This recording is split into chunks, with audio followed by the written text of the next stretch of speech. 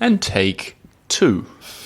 I say take 2 because for the first time in years, I deleted our recording of a podcast.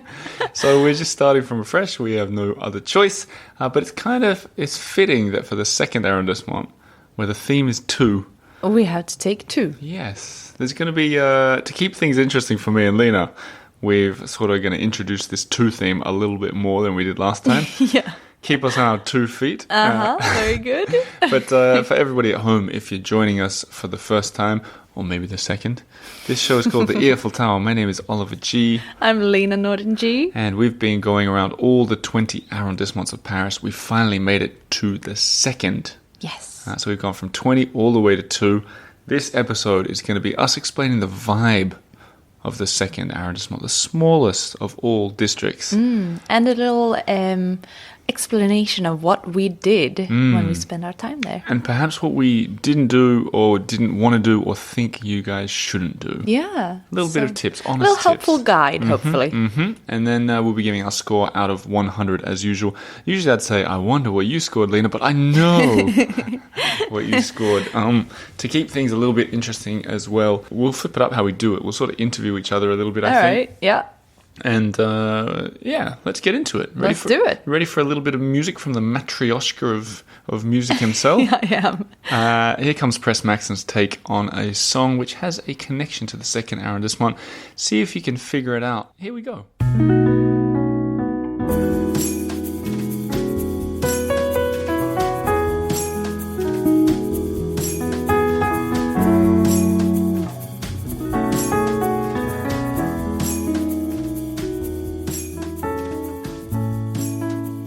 Press Maxon. There he is again. I'll read a little bit more from his email in a second, but I want to get straight into the second arrondissement. Let's describe it a little bit. Tiny. Yes. We walked from the top to the bottom in like 15 minutes, less probably. Bustling? Yeah, definitely bustling. I sensed a certain nostalgia when we were there. Yeah. And you know why? Well, we used to live there. For the first 2 years of our time in Paris. We lived on a street called Rue Greneta. Yeah. Greneta. And it's just off Rue Montorgueil, which is like the pedestrian street that is like... It's just amazing. I used to call it the best street in Paris until we moved right next to Rue des Abbesses in Montmartre, which became the best street in Paris. And then we moved to the 7th. And what happened then? Well, we moved near Rue Claire, which has become the best street in Paris. But the best street... It's got a little theme here. Well, I think the best street should have memories and there should be a reason. And if you live there and walk there all the time, then that's... You got to switch it up as well. Yeah. For sure. When we moved to the 14th afterwards... Excuse me? I did like the 14th. You did. So about the second, we could spend all day describing it to you, but instead I'll get someone who has a restaurant there to tell us. You're about to hear the voice of Oliver Woodhead. He runs a restaurant called L'Entente, Le British Brasserie, and the full disclosure, we didn't eat there because I thought it was in the first arrondissement. And then when we stumbled upon it, him and I have been back and forthing for a long while. We stumbled upon it at the end of the night, and I was like, here you are. Well, we'll come back and eat one day, but if you don't mind, I'd love to hear your thoughts on the district and on your restaurant. So you're about to hear us standing out the front of his place, and I started by asking him about the second arrondissement.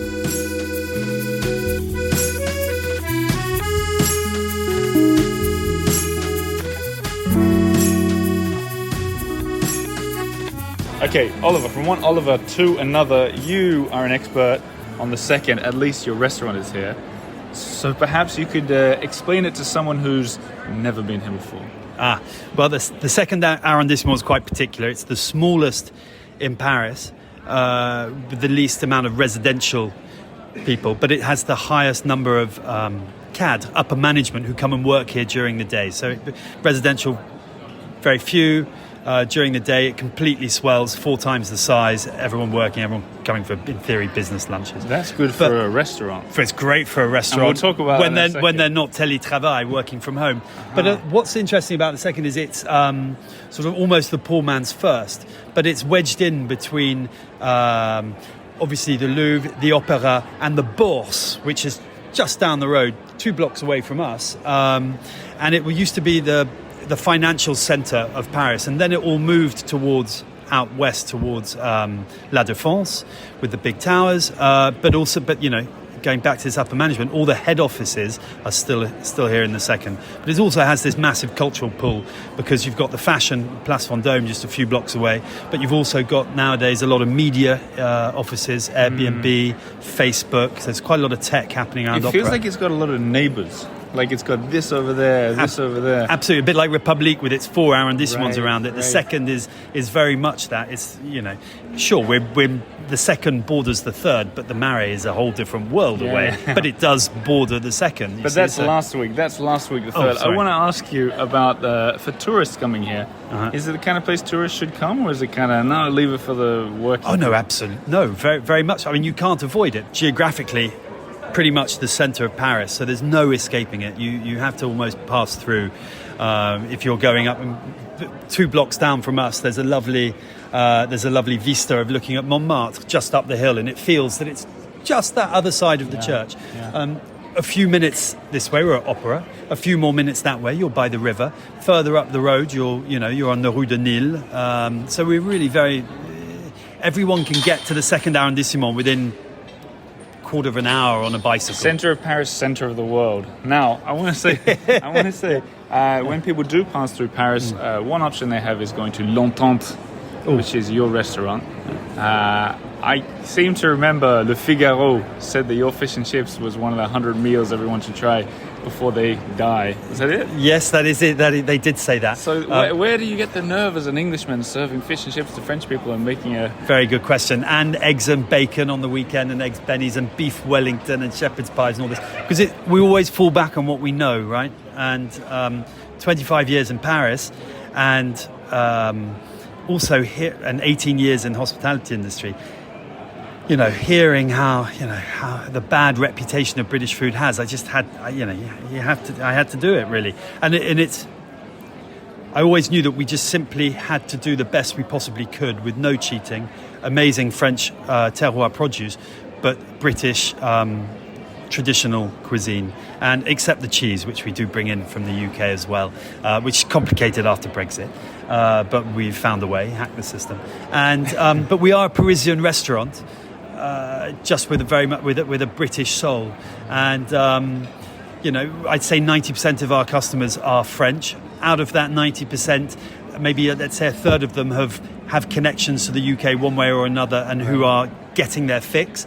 The rest of them are curious, and then there's a sort of expats and tourists who come who just want. Maybe they've had enough French restaurants in their stay, or maybe they don't get their pie, or they need their beef welly fix or something. And I have to say our brunches as well, from when I used to work in New York, are pretty crazy. And we do 3.5 services, and I stop reservations on Thursday. And I've got a question. I'm interested. You talk about that 10% of expats and tourists. What about people listening to your voice right now in countries like Australia, America, other countries around the world, Canada, New Zealand? And they're thinking, why would I come to Paris and eat British food? How could you convince them? Well, I always find it a bit strange when Brits come to Paris for the weekend for the Tour de France or the rugby or whatever, and they make a beeline for here. It's kind of sometimes it's what they know, and that's a comfort food. But no, I would say totally. Don't come to me first. Go to many different French restaurants. Experience that first, and then if you want, a breakfast that's quite substantial that sets you up. Sorry, a brunch on Saturday and Sunday, or your third or fourth night, and you fancy something different, and and it's your comfort zone. All the staff are bilingual. The menu's in English first, then in French. French produce, don't forget, Parisian restaurant, but with dishes that are comfort food done really rather well. Sometimes that's just what you want, to fall back on and have a really smart, casual experience, where everything's, clean and dickety-boo. And on that note, I'm going to go in and taste one of these wines that I know you're very proud of. So thank you for your time, Ollie / Oliver, from one Oliver to another. And thanks for having me inside the restaurant. Thank you.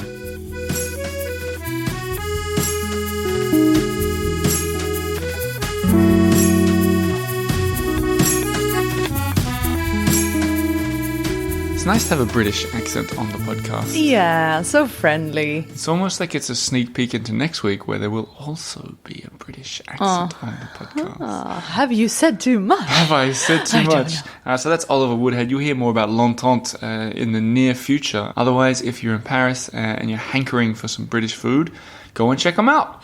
Back to that music that we just heard from Press Maxim. Did you know who it was by? I did, actually. What's your guess? Well, my guess is that it's J'ai deux amours. Deux amours! Deux amours by none other than Josephine Baker, Yes. who you visited JB. the other day, JP. Yeah. Visited, her tomb. I yes. paid my respects at her Yes, tomb you did. in the Pantheon, in the 5th district, which, as you'll remember if you're listening carefully, skip the queue by buying your tickets online. Literally skip past the long queue. Never has there been an easier decision than visiting a monument quickly like that one by buying those tickets. Now, I'm going to read you the email from Press. Okay. This is what he said. He said, the earful musical soundtrack for the deuxième is the song J'ai deux amours, as you said, Lena, by Josephine Baker. Her two, like in this, Press has capitalized the word 2 second deux. Like, I say deux, you know in French, the word is deux for second. Yeah. But if it's followed by a word like amour, you do the little liaison. Put a little S on it. Yeah, an S sound. Anyway, it's an X. J'ai deux amours by Josephine Baker. Her two loves being her country and Paris. Prez adds in the YouTube version, which is the long version of the song. I hope everyone's checking these out on YouTube too. We nod to J'aime plus Paris by Thomas Dutronc. Or is it Dutronc? Wonders Press. For the second and final tune of this track, Thomas is one of two famous Dutronc. The other, of course, is his dad, Jacques, as heard in our episode on the 5th. Well, lots of in-jokes here. Yeah, wow. It really is a matryoshka. Yeah, it is. It really is. It's just, it's one big knot. He continues, he's also the son of two famous French singers. His mother is Françoise Hardy. Musically, our two-song track features two keys, a two-instrument introduction lasting 2 seconds, two soloist instruments, piano and guitar, and two accordion features on the melody. Oh, wow. I mean, 2 big applause for that. That was 3. You did 3. Press Maxim's music. We're getting a handful, more than a handful of people saying they want the soundtrack to this season. We'll work on something. It's in the back of my mind that it would be really cool to make. I know CDs are from 50 years ago, but wouldn't it be cool to make like one-off CDs? Not as a way to make money or anything, just to have like a 1,000 of them or something. Oh, wow, 1,000. Well, how many are you meant to do? I don't know. You make 50, the 51st person will be very angry. It's true. Yeah, we'll think about it. That's for another conversation. Back to the second. Yeah, back to the second. A little bit more about the vibe and then we get into what we did. Sure. It's like Oliver said, lots of neighbours. And it feels like there's this kind of vibe. Maybe, do you think it's influenced by its cool friends in the nearby 9th and the 1st and so on? So it's this kind of like taking a little piece out of the other ones around it? If you're hanging out with someone really cool... Do you feel like it has no identity? No, that's what I was asking. Like if you hang out with a really cool person, you become cool by proxy, right? Do you think that's what's happened with the second? Having all these neighbours, it picks up a little bit. So you're saying it doesn't have a lot going on? I'm not saying I think you're reading into it. I'm asking you what you think. Or do you think it's more like a big soup where all the ingredients are in the nearby arrondissement? I feel like it's a big soup. I think it has 2 feet to stand on. Yeah, 2? It does. It has nothing to be ashamed of. I noticed when we lived there... Except the lack of parks. Yeah, let's talk about that. Shame on you, second. There's one park, the Square Louvois, something like that. Yeah, with the big fountain. Not much going on there. Nah, except the fountain. It's an extreme lack of greens. But the other thing, we can't tax it points for this, but the big disappointment for me, the Richelieu library, I've been wanting to visit since as long as I can remember, it remains under construction or reconstruction or renovation. Oh, we really wanted to get in there. It is stunning. The pictures outside look stunning. Oh, yeah. Well, I think maybe we can tax. Can we? Can we? Well, sneak one. I've 2 already points. scored my points before I remember it. The other thing is, we can talk about it when we get to the restaurant, but a fantastic restaurant has done something very tacky that I would have taken points off. Yeah. But we'll get to that at the end. Yeah, it is that bad. Are you ready to talk about what we did? I am.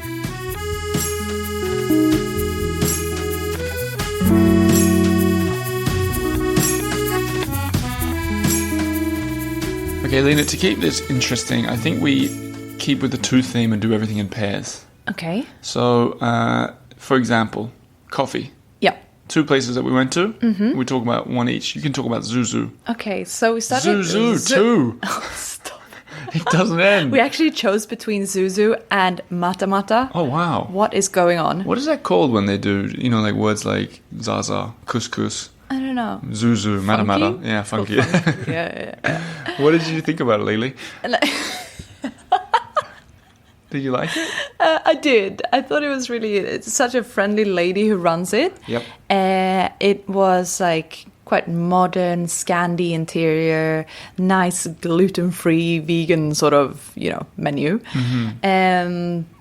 Yeah, really nice. Yeah. Yeah. And Definitely, it's been there for would about go back. 5 years, run by French people. Yep, it's on one about of those you? quiet streets just off Montaigu, like a pedestrian street. Between Montaigu and Rue Montmartre. Yeah, really nice. Which is also really, really nice too. That whole area, that's what, what we should do? Yeah, what? Heat maps Yes. of Paris. Definitely. I've been wanting heat to do maps. this forever. Yeah, but you know what we should do? Heat maps for like all the different, what do you call it? Criteria? How we score it. Yeah. And different like colors for them. So you have the whole map It's of like Paris. a psychedelic. Yes. Yes. It's like a tie-dyed t-shirt of Paris. Wow. So like where it's really strollable, it's sort of It's going to turn like... deeper blue. Yeah, and if that also hits where it's really expensive and really shareable, whatever, it's going to turn into brown. I like it. Yeah. I like it. So this, my coffee that I want to talk to, you didn't pop into it. Starbucks. Yeah, that's all you. Yeah, I know. Usually, Crazy. I wouldn't recommend anyone goes to Starbucks. Nothing wrong with Starbucks. I'm sure if they want to sponsor the show, get in touch. No, I wouldn't usually recommend Starbucks at all. There's lots of small, independent, beautiful places in Paris. But this one, number 3, Boulevard Capucine. I say the address. All the addresses and links will be in the show notes, as always. But this is the most beautiful, the most opulent, decadent Starbucks on planet Earth. Ugh, I mean, you showed me a couple of pictures. It looked incredible. It is as if Marie Antoinette's bedroom became... No, that's not good enough. I say that. When I said that out loud, I'm thinking like gold walls and a big bed in the middle. Nothing like that. It's like...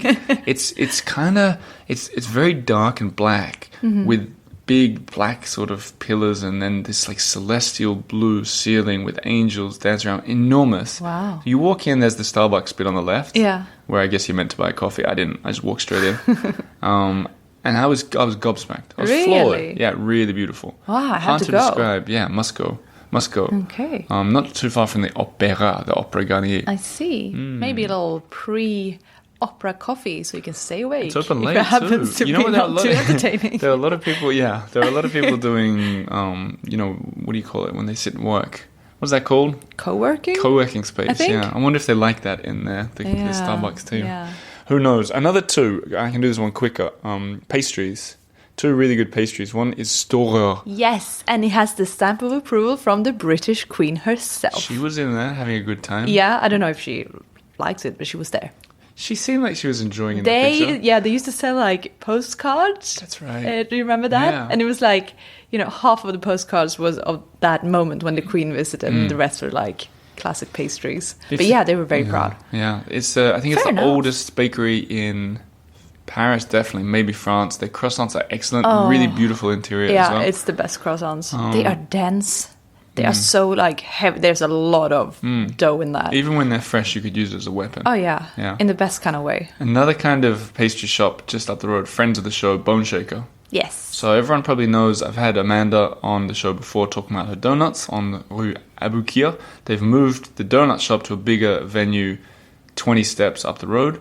And now their old venue, they sell brownies. They also do very good coffee. They do. So go and check those guys out. Bone Shaker. Just look it up. All the addresses Yeah, are the below. new shop is really beautiful. I think it's really cool. A lot more interior. space. Yeah, And as far as I know, they named one of the donuts after me. The OG. I love it. Every time I ask Amanda, she says, yes, darling. Yes, it's named Yes, after of you. course. And I take yes. that. Yes. Okay, the other thing that's really cool about the second is the passages, the covered passages. Yeah. So think back 200 years, really muddy, full of horse poop. No one could really go walking in Paris. That's a lie. There were sidewalks that sort of come into play a little bit then. But to go shopping, it was an effort, right? Yeah. They started making covered passages, 150, 200 of them back in the day. Now there's about, I don't know, a dozen that remain, and most of them are in the second arrondissement. Yeah. And often they're so beautiful. But it's cool. They have like, you know, there's a passage for everyone. Well, they really have different identities, Perfect don't you you say think? that. Let's pick one each, and then we've got a pair. Okay. Which would you like to recommend? Because we must have gone to them all. I mean, how about I start with the main one, the classic Galerie Vivienne.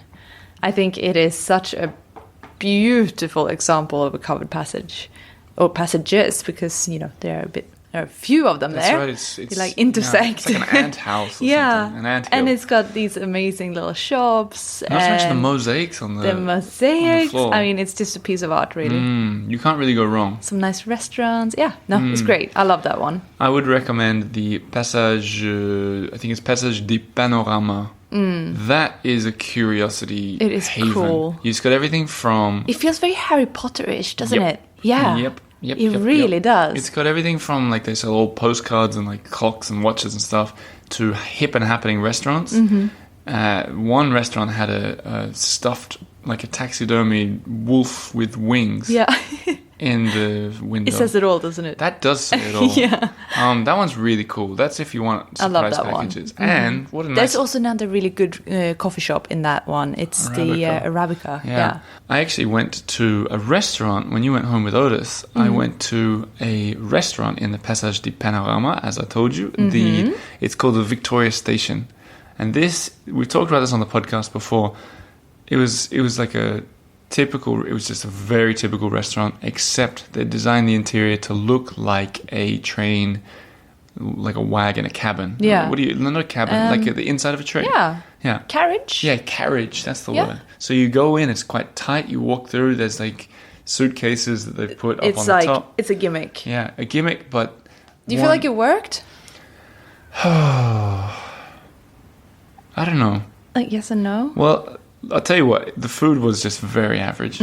Super, super average food.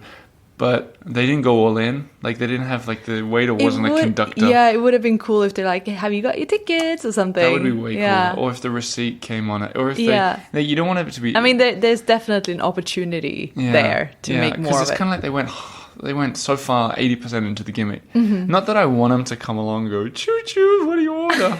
I mean, I wouldn't mind that. But they could, they could have had the pizzas called... Would you go back? Definitely not. Oh, okay. I would definitely go back. I would never go back. Okay.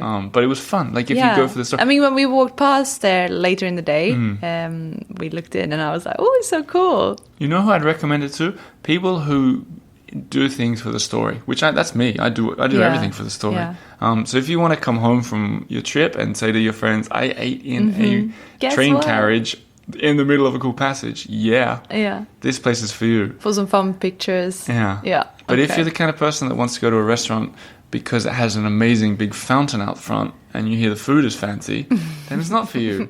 You would probably like La Fontaine Gaillon in the second arrondissement. Yes, that was me. I picked that one. Tell me why. Well, I mean, I've walked past it so many times, and this restaurant has this beautiful fountain on the wall on the outside, and around it is like a fountain with a big old Cupid sort of thing. Yeah, in the middle. exactly. Yeah. It just looks really incredible. Around it, there are these white parasols, and under the white parasols, you sit and.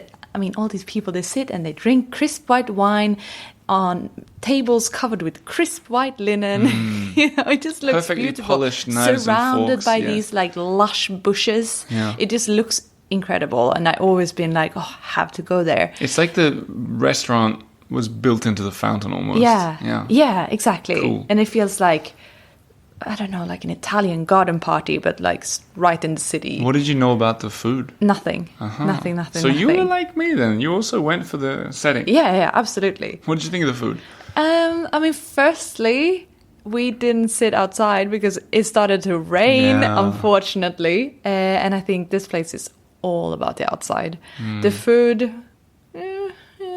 you know. It's quite a review. Yeah, no, okay. Well, it's supposed to be really good. Yeah. I think they have like quite a famous chef. I'm not sure, but yeah, they were talking about him. Yeah. But it was like, you know, a bit overcooked here, a bit too salty there. Right. I don't know. What do you think? Are we food snubs? No. Just for the people at home? No, I don't no, think no, so. no. We appreciate a meal as much as the next person. Fella, yeah. No, but it was But I'd definitely go lacking back something. if I could sit outside Interesting. and have a glass of wine in the shade. There's one thing that we haven't talked about, the culture fix. And I did this one by myself. Yeah. And we picked a museum. I picked a museum called Le Tour Jean Sans Peur. I love how that rolls off the tongue. Jean Jean Sans Peur. Peur. Jean Sans Peur. Which translates to like John, I guess. Fearless John. Fearless John. And am I allowed to get nerdy on this podcast or what? Sure, it's your podcast. Okay. You can rein me in if it gets out of control. Okay. What's cool about this on paper, and you can be the judge of whether this is something for you or not, but it's built on the Philippe Auguste wall. For you walnuts out there, walnut is someone who loves the old walls of Paris. I'm one of them. Walnuts with 2 L's, mind you. 2! It's built on one of the towers. It used to be on the wall, and it was built maybe 200 years later. So we're talking 600-year-old tower, roughly, a big sort of square tower that we must have, I don't know, let's say 150 steps to get to the top. Okay. That tower is the museum, essentially. Now, I went in there because I wanted to see the old Philippe Auguste Tower. I talked to the staff. They're walnuts in there too. They let me in, which isn't part of the museum. It's like an office storage room now. That was cool. The rest of the museum's like middle-aged. Mm-hmm. Is it worth visiting? Only if you're a middle-aged nut. Okay, or a walnut. Or a walnut, for sure. Sure. €6 though. Cheap. Yeah. Probably the cheapest Central Paris museum. If you don't speak French, happy? You know you're screwed. You're not happy? Okay. Well, it's a tough one. What was cool, like I went in the bottom, it was like sort of cartoon images of like jesters from the Middle Ages and a little bit of information in French. I was like, no, I'm not even going to read it. Yeah. I started climbing the tower, but every stage of the tower got more interesting. It was pretty cool. There was one fascinating medieval, they said it was the only one of its kind left, I think, where I don't know how you describe it, but it was like sculpted in sort of stone really beautifully, like flowers on the ceiling. Okay. In the staircase. Looked really cool. Oh, wow. Really worn steps from the centuries. Like that part was beautiful. From like the past 800 years or so. Something like that. Yeah. And then the further up you went, it got hotter because there's no windows, which was kind of like by the top it was sweltering. Not wheelchair friendly. No, it doesn't sound friendly at all. I'll tell you what else wasn't friendly. They had these weird statues in there. Showing the clothes of the time, right? Yeah. But they didn't put faces on the like mannequins. Rather, there was just this gaping hole with like mesh where the face was, but not a face, just it was like a horror thing. That was weird. You would like the costumes though. There were some really cool costumes. Yeah, maybe I'll go back just to see that. You know what my favorite though was? Was the furry Chewbacca like army camouflage man from 600 years ago. You did actually show me that one, and it looks, I mean, it's exactly what you said. Yeah. Chewbacca is just so weird. It's so weird. So weird. It, like, with a mesh face as well. It's like a full bodysuit of hay that is free-flowing. Yeah. It's so weird. That's the most unexpected thing in the second arrondissement, besides the wolf with wings. Yeah. Yeah. Anyway. Very odd. Let's finish it off with a definite restaurant recommendation. Yeah. And this is going to be dedicated to the friendly American man we sat next to in the 8th arrondissement for dinner at Maxim's. He won't. I don't think he'll be a listener because I didn't tell him about the show or anything. But the quickest way to get the correct answer to anything on the internet is to put out the incorrect answer, which is what I did. Remember, we sat down next to him, and I said, "Oh, what brought you to Maxim's?" And he said, "Well, I've just watched the Jack Nicholson movie As Good as It Gets with Diane Keaton, And in that movie, there's a famous scene in this very restaurant. Yeah, he was chuffed. He was chuffed to be sitting there. Yeah. He was singing the music from the movie. Oh yeah, he was having the time of his life. He really was. And then I mentioned that on the podcast and social media, and you wouldn't believe how many messages I got saying, no, it wasn't Maxime's, it was Le Grand Colbert in the second arrondissement. Oops. Well, he was still happy. Yeah. Yeah. Is it happy but wrong? Yeah. What's that called? I don't know. Still happy. Anyway, we saw this place, Le Grand Colbert, and we went there for dessert, which is something we've tipped about on the podcast before. Yeah, split up the dinner. Yeah, split up dinner. Such a good, best thing you can do to experience lots of things in Paris, especially if you're only here for 5 or 6 days or something. Yeah, why commit? Don't commit. Don't commit. Unless you absolutely love it, of course. Yeah, sure. But sometimes you get it wrong, as we have too. Yeah. The only downside, first maybe the plus side or the downside? No, I'll start with the downside. Okay. This is what I sort of mentioned at the start of the episode, that I could not understand. For such a classy, beautiful, probably highly ranked restaurant, why on earth, at the entrance, inside the window, the first thing you see is like an A3 blown up, terrible quality, pixelated movie poster. Yeah, for it's as like good a as it home gets. printout. Jack Nicholson has never looked so bad. No, especially, I mean, he's all pixelated. You can barely see it's him. No. I couldn't tell who was Diane Keaton and who was Jack Nicholson. It wasn't that bad, but It looked like it was Maxime. Maxine. The problem with it is, if you have a cool story, like if they filmed Jack Nicholson in your restaurant, you don't brag about it. No, be cool. It's part of the mystique. Yeah. And you don't put it out the front. So off. What are they saying with that? They're don't saying, know. are you like a Disneyland tourist? Come on in. It's just so bad. Yeah. Apart from that, very nice. You know really what liked it. What I could contrast it with? Yeah. In the Fontaine de Mars, the restaurant in the 7th arrondissement, rumor is it that's Robert De Niro's favorite restaurant. Yeah, I know. Do you think they got a picture of Robert De Niro out the front? Definitely not. No. Yeah. Because they know better. The plus side of the Colbert is jaw-dropping. Jaw-dropping, beautiful. The same mosaic tiles from the Vivienne that we mentioned before. Yeah.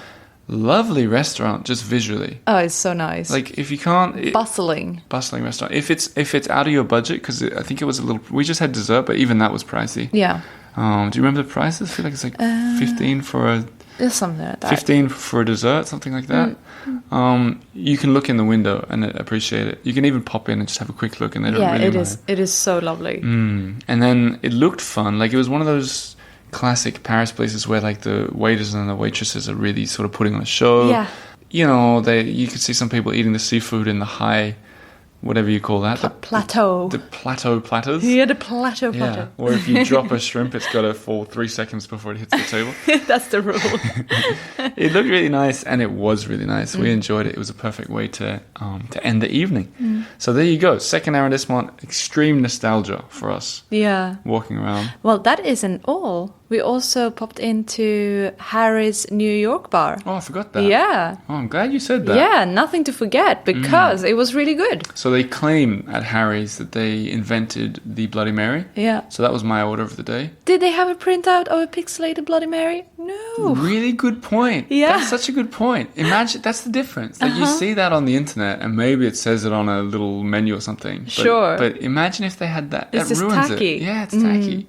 No, but this was really cool. I feel like it felt very genuine. You know, it's all dark wood paneled interior with all these American, is it university flags? Yeah, I don't like know. with lots of different colors. Yeah. All through the whole, pub. It's more like a pub feeling. You know what it reminded me of? Huh? And I'm treading dangerously here. Yeah. The Bar Hemingway in the Ritz. Ah, yeah. No, I see it. It had that kind of vibe, but a sort of Like a grittier one. a grittier vibe. Yeah. And now this is the controversy. In a really good way. Like gritty in a good way. Yeah. Here's the controversy. Oh. I prefer Harry's. The Hemingway bar has become too touristy. Yeah. You have to line up for an hour to get in. I feel like Hemingway would have hated it. Yeah. I don't know. What do you think? I don't think he would have liked He it. would not have waited an hour.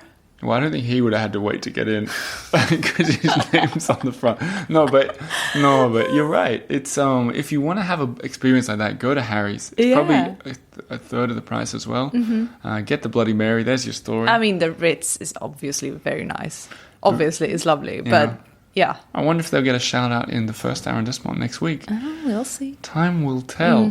So that winds it up for our thoughts on the things that we visited. Here come the scores, Yep. which have proved divisive, not just between me and you, but between some of the listeners.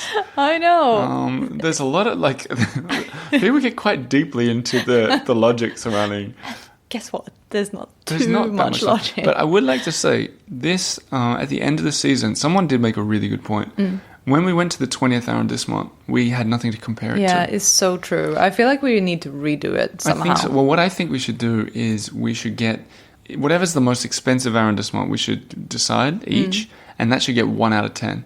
And whatever's the cheapest should have 10. It should be 1 and you to can 10. only use the number once. Twice, because there's 1 to 10 and there's 20 arrondissements. Yeah. So like sure. the 7th Okay, and the twice. 8th would both get 1 point. Okay. And I think the whole score, and the other thing that doesn't make sense is now we're at the 2nd, we have the previous 18 to compare it to, whereas before we had nothing to compare Yeah, it it to. makes way sense. This, if you may have noticed, the start of this podcast, there were not 17 minutes of ads like you hear in other podcasts. Ad-free show, and we Yeah. can do that thanks to the sponsors of this next segment, the Patreon supporters. Yes. Patreon.com/The Earful Tower. If you enjoy the show and you want to see it thrive, if you want to help me hire people, if you want to... If you want to keep on listening. Is that a threat? I don't know, is it? Oh, you mean like we might throw it all in? If, Who knows? Whoa. Patreon.com/The Earful Tower. I hope it's been super clear that this season has been very time-consuming and hard work. Very expensive. I was going to say that too. So please consider it. Patreon.com/The Earful Tower. You can sign up for the year and save 2 months for free. Now, the points. 2 months. Whoa! The points. Usually we haven't heard each other's, but seeming this is a re-score. Yeah. There shan't be any surprises here, I guess. Okay, well, we have short memories, so... That's true. Strollability. 9. I gave it a 10. Yeah, fair enough. Affordability. 3. Yeah, this was the only one Yeah. that we disagreed on. I said Slightly. 6. Yeah, and I think you're way off. Well, I didn't pay to get into Starbucks, and the tower was €6. No, but you're right. Like, in the grand scheme of things, this would have been one of the more Yeah. expensive ones. Yeah. Yeah. I think like so. in the 20th, there were no restaurants really that were as expensive as the Grand Colbert. No. For example. No. Yeah, I think you were Exactly. more right on that one. Shareability? 8. 10. No, the 10s are back. The 10s are back, and Lily, they're you've strong. given so many 10s in the past 4 weeks. I I'd say. know. It is... Yeah, it's become a habit. You're going to have to rein in with the 10s if we rescore everything. I'm in trouble. Touristability? Touristability, and 9. Is touristability a word, by the way? After It is. 19 episodes. I don't know what it is now. I gave it an 8. Yeah. Quite okay. touristy. No mega hits. Yeah. Remember we said that about the 4th arrondissement? And then someone emailed in saying... I said, if you were to list the top 50 things to do in Paris, none are in the 4th. Someone messaged me, what about Notre Dame? And I was like, Cool. Yeah, good point. Cool. Accessibility. A 10. I gave it a cool 10 as Yeah, it's well. a cool. Very small, very central, Yeah. very easy to get around. Yeah. What does that add up to for you? 41. I gave it a 42. Yeah. So 42, which makes 83. And that puts it, I've got it up in front of me. It is not a leader. No. That puts it in, I think, 4th place. Uh-huh. I'm going to have a look. Yes, indeed, 4th place. I'll go over the scores so everyone can figure out what's going to happen next week for the first. First place so far, 4th arrondissement, the Marais, with 91 out of 100. Would have lost points for being expensive. I Yeah. think. Second place, the 3rd, with 85. So no matter what, the 4th and the 3rd are going to make the top 3. So congratulations to them. Ooh. The 3rd place goes to the 5th arrondissement. That's kind of a surprise package for me. Yeah. Yeah. I think it's because it's cheaper. Yeah. And that came at Yeah. 84. And Yeah. then we've got in 4th place is the 2nd arrondissement. Yeah. That's all a bit confusing when you say it out loud. It Totally makes sense if you confusing. look at the table that we share on social media. That winds it up for this episode. Next week, we'll be in the first. For the last. The episode. first for the last. How weird. And this is a very famous district. There's some super popular things. I'm thinking about like the Louvre Museum. Yep. Famous gardens, famous bridges. I'm seriously excited to go and check it out. And we've booked some kind of also nostalgic. We've booked some fun activities, and I think it's going to be a good episode. If you're enjoying this show, if you listen every week and then you turn it off and you go about your life, do me a favor, tell a friend. That's the favor I ask. If you love it and you're not a Patreon supporter yet, and you've got a spare $10 a month, sign up on Patreon, the link's below. And if you're already a patron, I want to say a huge thanks to you because you're making this happen. And I was able to turn that thanks into something tangible this week, where we did a picnic in the park in the beautiful Square Santiago de Chile, with a statue of Saint-Exupéry, who wrote The Little Prince, and we had picnic and bubbles and a Finnish game called Milky. There's going to be a lot more Patreon events in the future, plus a lot of extra content. Thanks to everyone who made this episode possible too, behind the scenes. You know who you are, and that will do for us. Lena, merci beaucoup. Thank you.